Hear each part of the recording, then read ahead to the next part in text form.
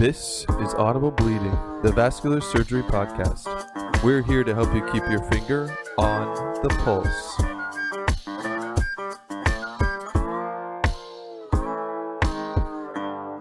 Before we get started today, I'd just like to let our audience know of a way to support our podcast. Our team is committed to providing free, high-quality, unbiased content to our listeners. We currently do not take any funding from industry sponsors or advertising, and we hope to keep it that way. So if you want to help us keep bringing you great content, go to audiblebleeding.com/support and find out how. We'll put a link in our show notes. And now, on with the show. All right, welcome back to Audible Bleeding. I'm Nicole Rich. I have Dr. Alozzi and Adam Johnson with me here today. And our guest is David Rigberg. David Rigberg is a clinical professor of surgery in the Division of Vascular and Endovascular Surgery at the UCLA David Geffen School of Medicine and the program director for the Vascular Surgery Integrated Residency and Fellowship at UCLA. He obtained his MD at the University of Arizona and then completed his General Surgery Residency and Vascular Surgery Fellowship at UCLA. He is the president of the Southern California Vascular Surgical Society, as well as the chair of the Society for Vascular Surgery Resident and Student Outreach Committee. He serves on faculty for the Medical Student and Resident Simulation Program at the Vascular Annual Meeting and the annual Cardiovascular Fellows Boot Camp in Houston. Welcome to the show, Dr. Rigberg. Oh, thanks for having me. So let's just get started here. We'd like you to tell us about how you chose a career in vascular surgery. So for me, it was pretty straightforward. It happened in two steps. I had a mentor when I was an undergraduate who ended up being a very well-known thoracic surgeon named Jim Lukatich, who's at University of Pittsburgh now.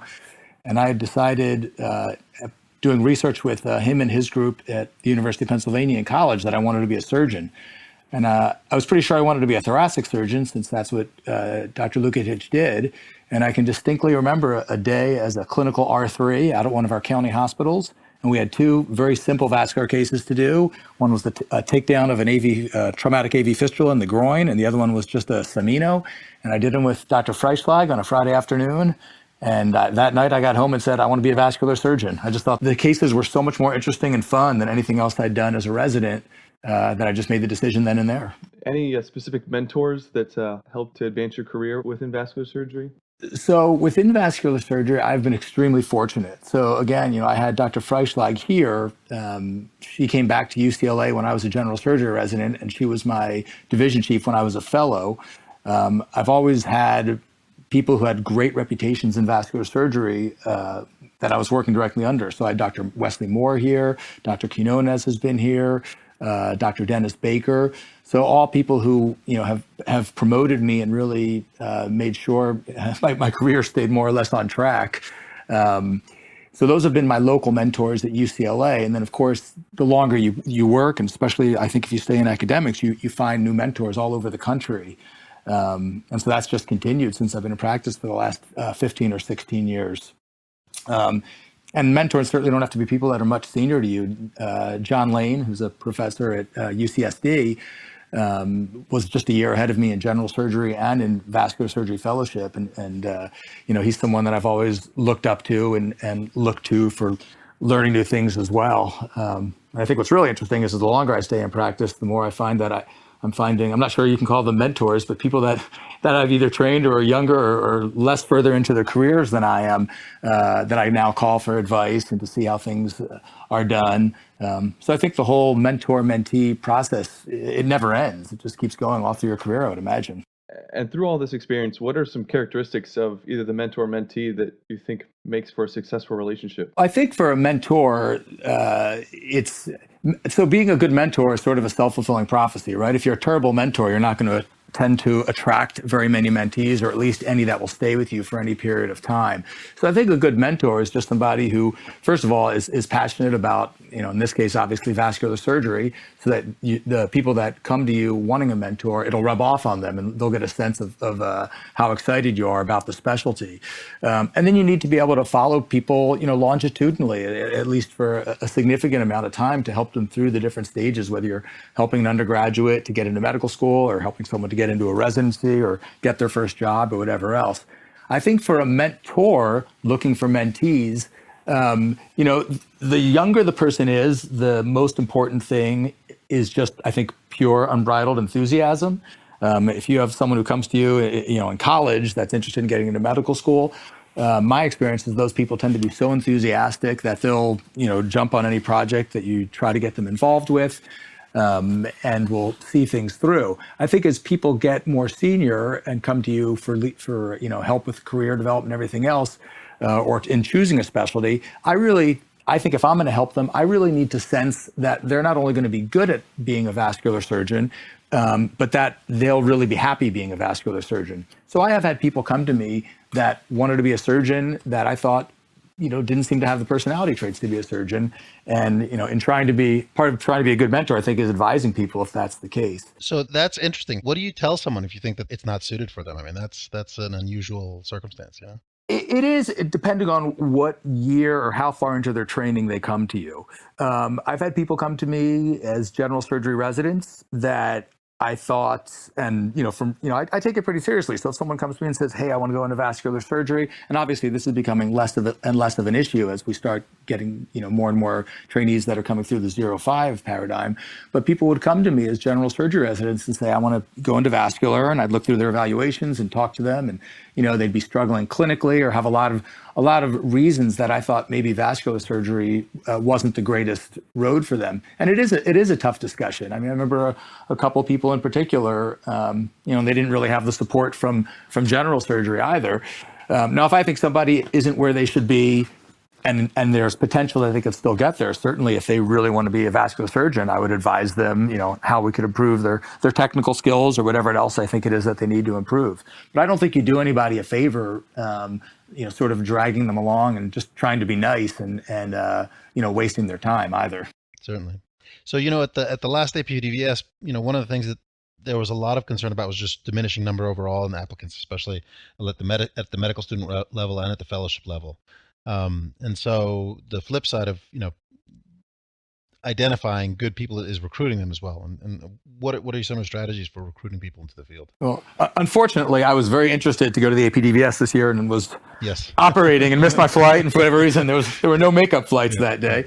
But recruitment is an incredibly important thing. So that's one of my big goals with the SVS and working as the chair of the medical student resident outreach. We need to identify the strongest candidates earlier and earlier in their careers. We need to find them when they're medical students.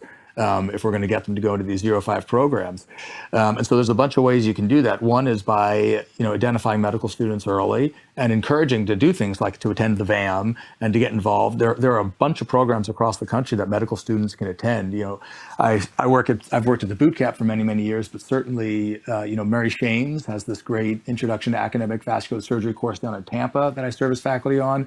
And there are medical students that go to that. Medical students go to Mal Sheehan's course in New Orleans, and there are a bunch of other ones around the country. If you get over to the PNEC, the Pacific Northwest Endovascular course, we need to invite students and get them involved early if we're going to attract them into vascular surgery, because there is a finite number of people who are going to be interested in vascular surgery or that have that skill set. So we need to make sure that they come over to us. That's got to be a big charge for our specialty if we're going to keep our numbers up and keep the quality up as well. Right. And there's this recurring theme that I've been hearing about, concerns about the workforce in vascular surgery. What are your thoughts about that? Do you think that we have a crisis approaching? So, it's funny, Jeff Jim, who oddly enough was my mentee, he was assigned to me as a general surgery resident but Jeff and I actually just wrote a paper on this as well. And Jeff has written a lot on workforce issues. It really depends on who you believe and which numbers you want to believe in terms of what we'll actually need, right? So a lot of the cases that are being done, there are certainly issues of appropriateness. And, when we look at the number of cases that are being done and try to determine the workforce necessary to keep that caseload up, it's not necessarily clear whether all those cases, in fact, need to be done. But that aside, certainly there will be workforce issues, almost certainly, in cardiology and vascular surgery and in interventional radiology as the population starts to age. So I certainly think as a training paradigm, that we're going to see more and more 0-5, less and less 5-2. And I think the people that graduate are going to be able to continue to find jobs because, it might become geographically more difficult to get exactly what you want, but certainly the jobs are going to be there for a long while. And then, so as a program director for both an integrated residency and a traditional fellowship, can you discuss about the types of trainees in these kind of two areas and whether they kind of complement each other when they're side by side, or what that role is? Yeah, so that's very personality driven. And it's something you have to pay attention to. Now, the interesting thing is when you're a program director with a 05 and a 5.2, you're going to know your 05s very well as you're picking the 5.2 that's going to be in the same year as that resident, right? They're all going to be well into their training by the time you see them come through. I think our experience so far has been similar to most other places. The quality of the fellows that we've been able to match since we started our 05 has continued to be great. So, our fellowship trained vascular surgeons have all gotten great vascular jobs great academic vascular jobs, and they've all been really great surgeons and really great people as well. We've only graduated a couple of 05s so far, and John Rollo is up at University of Washington and is doing great. And Mark Archie is at UCLA Harbor and is doing great. And so far, they've both programs have complemented each other very well. Certainly, the concern is there are fewer and fewer people applying from general surgery residencies to vascular surgery fellowships, and you don't want to paint with too broad a brush, but as the numbers for those applicants go down, their test scores, their evaluations, everything else. Certainly you worry that the quality might go down. Just to completely generalize, a fully trained 5+2 fellow in our training program, they tend to come in with better open skills and easier able to get around the abdomen and the things you'd expect from a general surgeon. But certainly they tend to come in much less well trained in terms of wire skills and the endovascular side of the coin. We have not seen any issues with our trainees where I don't think they're basically neck and neck by the time they finish. So they end up complementing each other very well. And, there's certainly times when our general surgery trained fellows can help show our 05 residents some open things and vice versa. So far, so good. And Dave, what's the structure of your program? That UCLA, you have how many fellows and how many residents per year? We graduate one of each a year. So we have a total of 7 people in our program. And we can make adjustments where needed. So if somebody wants to do research, we take another fellow and let that resident rotate out for a year while they do their research. So you don't have mandated time, but it's possible to do it during the course of the residency if they're interested. Absolutely, it's not mandated, but if someone comes in, and we have someone now who wants to do it, so yeah, we'll keep our numbers equal by taking an extra fellow the year they're not the year or 2 years, I should say, that they'd be in the lab. And you've graduated 3 classes now? We've graduated 2. We're about to graduate our 3rd. Yeah. And so you've been happy with the result, the end result of the direct pathway. Yeah, our 2 graduates are great in practice. The people that we have coming through now are just. I never get that sinking feeling when I go into the room. If my 2 is in there to do a complex case, they learn so quickly at this point. Our intern at this point, almost at the end of his intern year, has done enough vascular surgery rotations that his experience has been great. He's got great hands and he's got great judgment. I think when you focus on something early, it's not only that you're spending a little extra time on vascular surgery, even when you're doing you tend towards the seminos and whatever else is going on your general surgery rotation, like if you're at the VA or whatever else, but it's also their interest in the cases. I think those residents get so much more from those cases than someone who doesn't have an interest in vascular surgery. So they learn really quickly.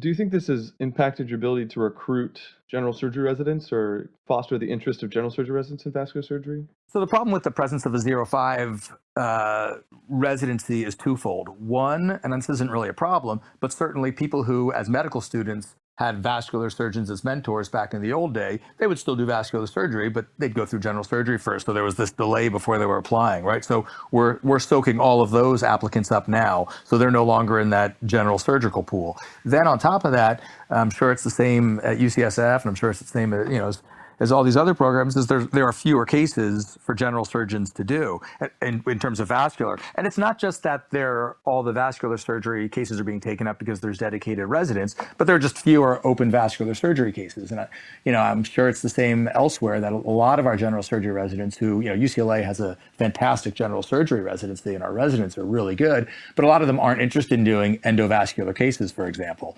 And they'll show up, but it's not the same as having your 05 trainee there. And it's hard to get people excited about vascular surgery necessarily starting with endo. I mean, back when I was a younger attending or even a resident, if you had a medical student or a resident in the room and you did a distal bypass, once you took that proximal clamp off and that vein was sitting there, pulsating in the breeze, that made a big impression on medical students and residents, and it got them excited about vascular surgery. I think people have to dive in a little deeper with the endovascular cases to get excited about it.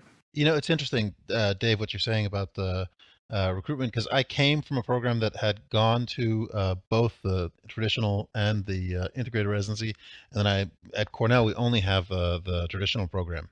And I can tell you that just like you probably saw at UCLA, there are fewer people going into general surgery if they have a 0+5 there. At Cornell, we've been lucky enough to recruit good residents from our own program because their experience hasn't been diluted yet. But I think that there is a real role for for both of them, particularly for the benefit of the trainees. Like our fellows, when I was at Sinai, the fellows got a lot out of mentoring their junior residents. And there's a lot of it's nice to have residents around who are interested in vascular all the time, as opposed to the one-off resident general surgery resident who might or might not be interested. Yeah, I mean, there are always going to be people that come through as general surgery residents that you get a hold of early, and you hate to miss that. You hate for them to miss that experience if there no longer is an option to become a vascular fellow. I mean, one of the benefits to recruitment that I've seen, and we've had some people, including a general surgeon that went to your neck of the woods to do a fellowship, who I think benefited from the fact that there was a 05 program, because there were more people interested in vascular surgeons as co-residents. So even though, you might both be R3s in general surgery, the three that's going into vascular, they end up spending a lot of time talking together and everything else. And so they're not just seeing fellows who are finished with vascular surgery that they're talking to about vascular. They're seeing people earlier in their training and getting a sense of what it's all about. So, since we started the 05, we certainly have had more general surgery residents. Now, some of them start trying to find 05 spots, but they get really excited about the going to vascular in general and 05s if they can. And I think a lot of that has to do with we've spread out some of our vascular surgery experience, because we've got these residents now at other hospitals. Back in the old day, we basically had 2 fellows at UCLA covering the hospital. Now we're going to all these other sites, and the residents are there. And so, it's a little counterintuitive and paradoxical that we've got more vascular surgery cases spread out. Maybe the general surgery residents don't get to do the volume of open cases they used to see, but at the same time, there's an opportunity to be involved in a lot more vascular surgery at a lot more sites for the program. So, Dr. Rigberg, shifting gears a little bit, I heard from one of your fellows that you're doing a lot of interesting venous work these days. And so we wanted to hear about what kind of venous work you're doing and hear about an interesting case. I just came back from a venous meeting in Indianapolis yesterday and was hearing about a lot of interesting things.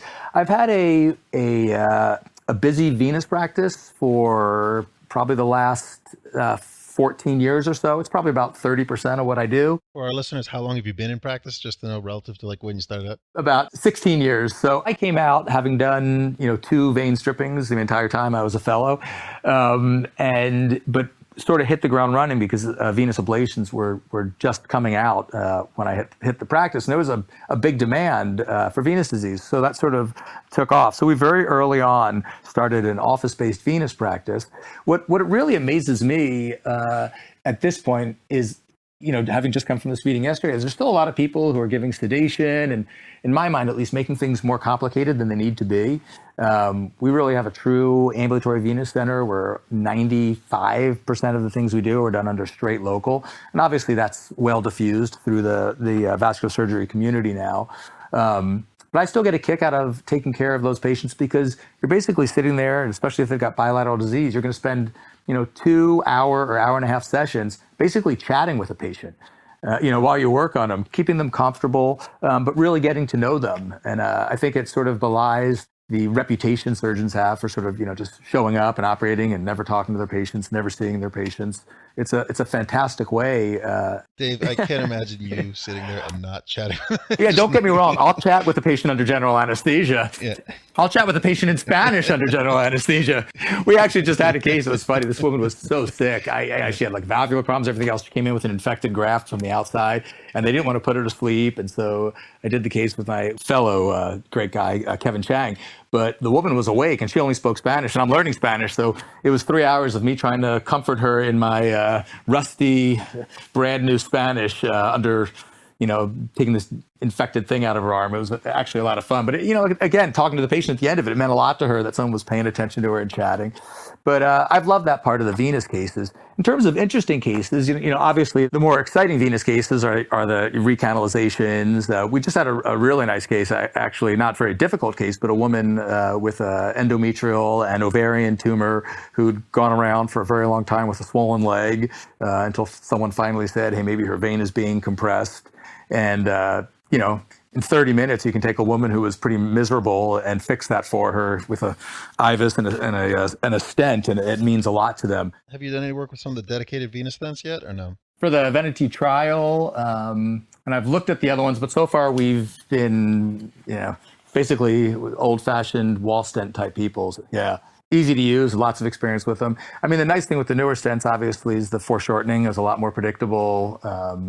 Lengthening in certain cases and other problems. But so far, the wall stents have served us very well. Is there something that you've discovered in your venous work that you think many people are not aware of? Well, I'll tell you, the thing that still amazes me about the venous work, and this is not, any radical breakthrough here. I'm not going to go to Sweden to pick up a prize for this thought, but it's amazing. You have people coming with these massive varicosities, and for some reason, people still seem to have a lot of thought that that's the patient that requires, sedation or anesthesia. In most cases, the bigger and worse the varicosities, that's the low-hanging fruit to do under local because they're very easy to get out. They come out with just a few incisions. And it sort of amazes me still when I go around the country how many people make things more complicated than they need to be.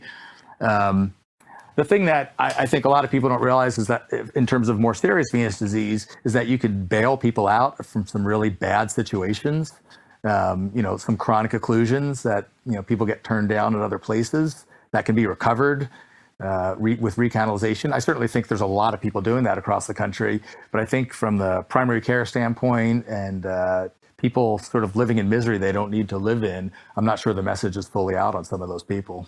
So as far as your case selection, so someone shows up and they've been turned down elsewhere, what cases would you think are, surprisingly good candidates where you think, you'll be able to get across it and give them some relief? Well, what's interesting, it's not even so much patients who are turned down elsewhere. It's patients who are just never referred. I mean, we get our bias from being, somewhat from being in tertiary and quaternary care centers, but there's a lot of patients floating around out there that just never get a referral, or they see somebody who never takes a try. It's not that I see a lot of patients who someone tried to get across and gave up. It's more that I see patients that no one ever tried, which is sort of, it's kind of sad. All right. So Dr. Rigberg, going back to career development, do you have any advice that you would give for those of us that are early in our careers as vascular surgeons? I think the most important question people ask me when they're training, I mean, obviously everyone comes to interview for fellowship or residency and they want my job. They want to be an academic vascular surgeon. They want to do research and all this. They just want to be you, Dave, is what they want. Exactly. Well, of course, why not? What could be better? But I think the first thing I advise people is you need to be really honest with yourself about what you want to do. Most people that go into medicine and vascular surgery, they've been successful their whole lives. Right? Everyone was in the top of their class in high school, so they went to either the top ranked college or the best college with the best scholarship offer or whatever else. So you go to the next step where you excel. Then you get into medical school and you want to do something really competitive because you've done really well, and you get into a great residency and you're doing really well. And for a lot of people, the sort of logical progression of doing really well in vascular surgery is to take an academic job. Not that there's anything better or worse from an academic job or a private practice job, but that seems to be the path they're kind of pushed in because that's what their mentors usually at that time are doing. And so I tell people, look, you need to be really honest with yourself and think about what it is you enjoy doing. If someone really has shown a dedication to doing some research while they're a trainee, and seems like they'd be interested in that. I think that the best advice I can give to someone is always make sure there are people that have your back. There are a lot of young graduates. Let's move up to the level of graduate. So if you're finishing your program, don't take a job where you're going to be at a satellite hospital that no one else goes to, no one else gets privileges at. They tell you, yeah, sure, you can bring your big complicated cases back to the big house, but you don't have any support there. So from a clinical standpoint, it's very important early in your career that you have some support and that you don't feel awful when you ask for it. And then the second thing is make sure you have mentorship for progression in the academic world. There are a lot of very talented vascular surgeons out there and a lot of very talented trainees. It's amazing how much people, how capable people are when they are fellows and residents. But you do need people to promote you. I mean, I was very fortunate.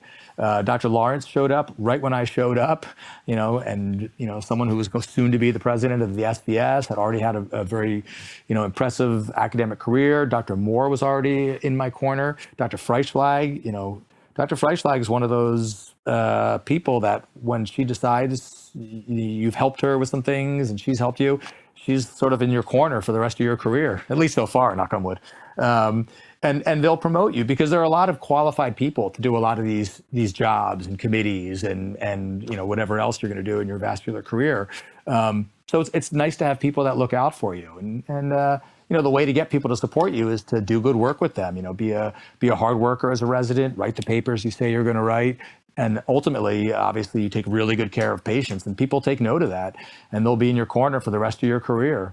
The other thing I really advise people is when at least for me, when I look at people who are older in their career than I am, they always seemed really far above me. Like when I was a first-year medical student, I met a third-year medical student. They were like a rock star to me. They knew so much more than I did.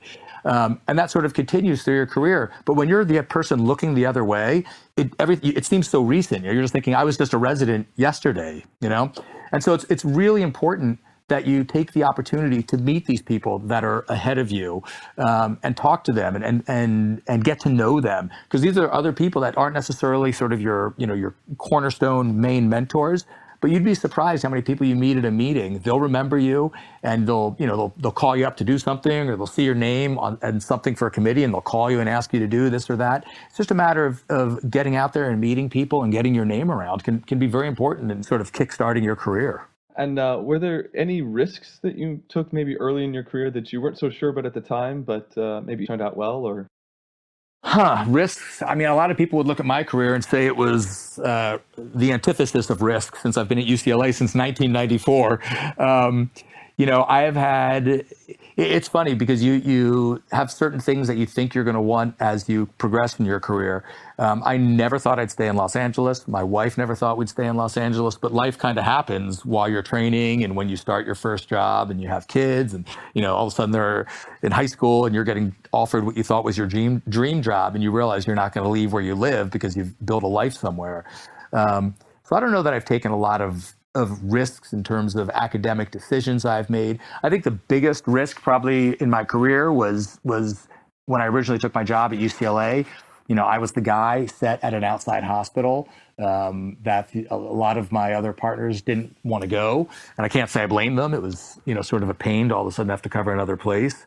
And I was lucky that it got busy very quickly. It's definitely a truism that, when you're starting out in practice, it's 90% availability, 4% affability, and 1% ability when you're first getting going. So that was a little risky in that I was going to an outside place that didn't have a track record.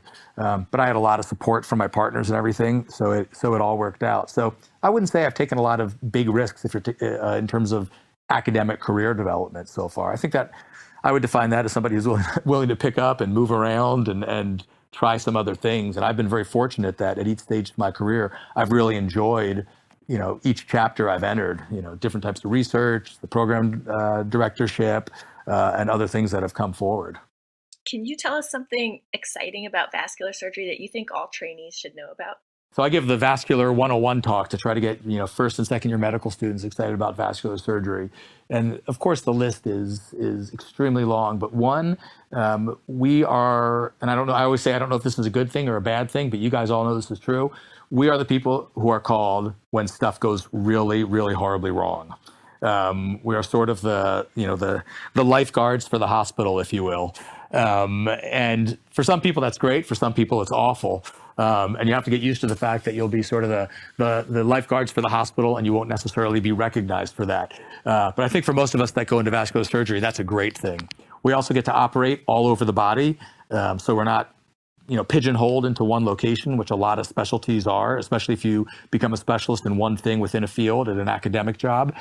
Three, one of the biggest selling points for vascular surgery is, if you need a stent in your heart, you go to a cardiologist. If you need a CABG, you go to a heart surgeon. We somehow, through the brilliance of our elders, avoided that situation. So, we use every modality in every artery and vein that we treat surgically, just about, that we can also treat from an endovascular standpoint.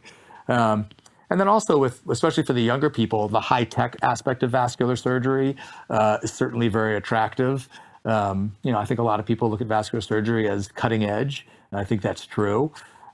We also, at least so far, have a guaranteed pool of patients. If you look at our, the pathologies that we are usually treating, it's very diffuse, and there's a lot of people with arterial disease. There's a lot of people with venous disease.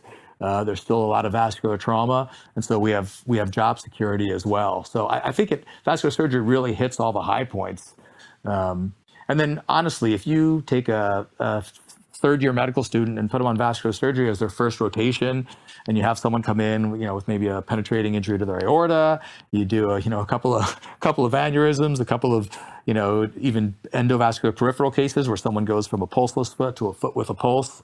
It doesn't take much for someone to sort of get the bug and realize just how cool vascular surgery can be. You mentioned that we're sort of like the firemen in the OR. We go in and fix other people's problems. Do you have any techniques that have gotten you out of trouble in the past that you think our listeners would be, benefit from hearing? So it's funny. So I've written a bunch of these little pearls and stuff for vascular specialists, and it's funny when you do things that you think somebody else must have done before, and sometimes they haven't. Early in my career, I was a big advocate of using balloons to get myself out of, or get other people, I should say, who invited me to partake in their trouble. Was to use balloons. I had a couple, like using it for suprahepatic vena cava control, or or for doing complex renal cell cancer cases without having to do thoracoabdominal incisions. And you write up what seemed like really simple things, and it was incredible the response I got from surgeons across the world saying, "Hey, what a great idea! Thank you very much." So things that seem simple. The thing with when you get called in, if things are really bad, if there's an aortic injury, or someone's gotten into the renal veins and the cava while doing something, it's in fact a very low pressure situation for you coming into the operating room. If things are so bad, if there's blood all over the floor and the patient's already hypotensive. So I think the best advice at that point is to just go through things in a very methodologic way. Sort of remember all of the principles, and there's a different feeling. It's if you get yourself into trouble, it's really hard. Very different than fixing someone else's problem. Yeah, I mean, I've had cases where I've gotten into trouble, and my partners have come in and helped me, and afterwards, we sort of debrief, and they say, if it was the other way around, you would have been able to fix that for me. But you can be like a deer in headlights if you've caused the problem, and when it's somebody else causing the problem, it seems so much easier. And so, and those are some of the best cases and the ones that I think make the most impression on our trainees. There's also something that people sometimes don't appreciate. The fact of just having another pair of hands and another set of eyes looking at something will often clarify the exposure, and it'll just make it much simpler, so just calling in one extra person sometimes helps. Oh, absolutely. And we get, we had a pickaxe to the aorta not that long ago. We had a recent gunshot wound to the aorta that my resident Ramin Morazeda and I fixed. That they're fun cases because the things are really bad, and if you can get the person out of that, you really feel like your training sort of comes to the surface and you're able to take care of the problem. But definitely, if you've caused the problem yourself, it's always great to be able to call for help in those situations. No question. And then, so back to you mentioned earlier that you're learning Spanish. What do you think is the most important phrase for a vascular surgeon to know in Spanish? Pudo haber sido peor. It could have been worse. I didn't even have to think about that one. Yeah, that came quickly. We wanted to jump into talking about music with you Sure. because we've heard it's an important part of your life right now. Could you give us a brief overview of your history and what you've been able to do in music? Absolutamente. So I'll go back to English if you want. Yeah. En inglés, por favor. I know En inglés, por favor.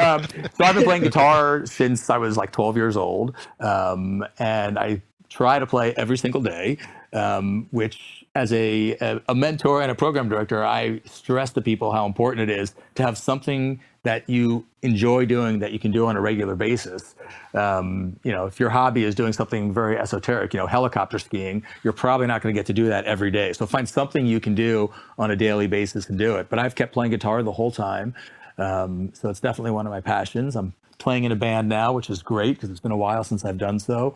But it frequently is what gets me through times when I'm otherwise overworked and I can just sit down even for 20 minutes or a half an hour and play. And one of the things that whenever I would get phone calls from the residents or the fellows, half the time I'm holding my guitar, and they'll now all of them know. So sometimes they'll ask me to play something for them, or I'll say, hey, what's your favorite Beatles song or favorite whatever, and I'll play it for them for a couple of seconds.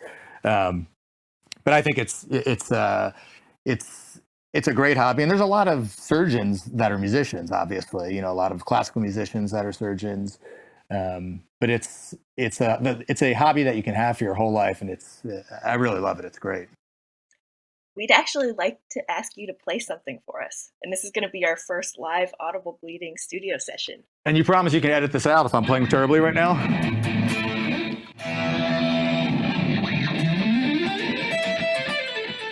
So who's your inspiration? You like a Jeff Beck guitar person, or who do you like? I'm playing a little Jeff Beck for you. Jeff Beck's okay. So I've got a weird thing. I'm a huge Beatles fan, so I think I know. If Paul McCartney calls me, I could join his band in 30 seconds. I know the whole catalog already. But then I like real guitar heavy music also. A bunch of guitar players that, unless you're a guitar player, you've probably never heard of. And then I like, anything Beatle-y melodic I love as well. But I like a whole lot of music, except for anything the kids today like. And by kids today, I mean my residents and fellows and anyone who's younger than 40. I don't know what the hell you people are listening to. But So what do you play in the OR? So because I've been at UCLA for so long, when I was a resident, back in the day when I was a resident, they had these things called CDs, and they had music on them. And so I used to have a little booklet of CDs, and I basically had all the Beatles CDs. And so I would come in, and most of the attendings didn't care, so I would just put CDs on. Now that everything is on the computer, basically, if I just come into the room and don't say anything, the nurses or the staff, they just put on some Beatles or Beatle related thing. I'm actually happy with. The residents can put on what they want. They know maybe they're gambling, because if I hate it, I'll tell them and we'll change it to something. But I try to be pretty tolerant when we're in the operating room about music. If things are going well, they can listen to whatever they want. If things aren't going well, if that perm cath just won't come out, I might tell them, turn this noise off for a few minutes until we figure out what's going on. I think you have to play some Beatles for us. Yeah, I think I can do the whole catalog. I don't know what you want to hear. Who's your favorite Beatle? At this point it's probably Paul, but I love them all.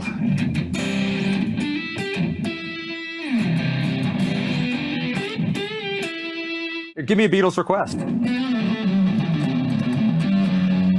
Something by Paul. One of his songs.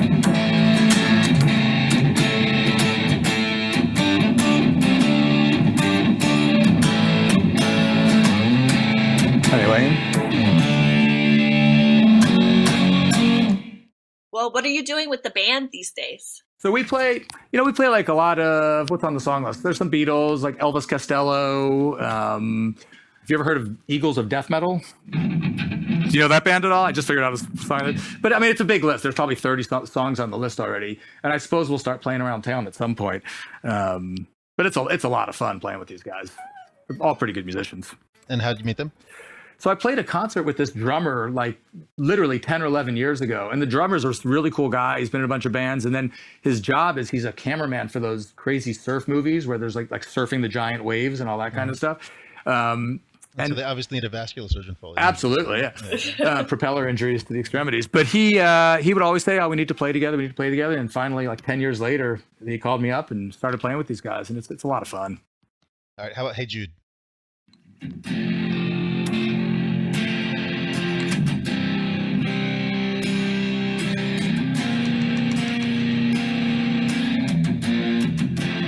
Do you have Blackbird? Yeah. I'm turn off the distortion. Well, I'll go just start. Why not?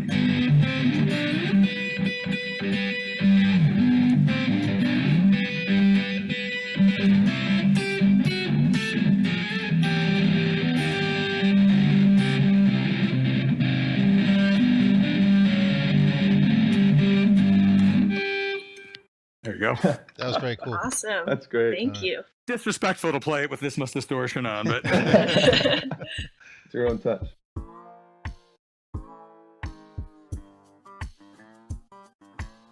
We are Audible Bleeding, the vascular surgery podcast. You can find us on social media at Audible Bleeding or online at audiblebleeding.com.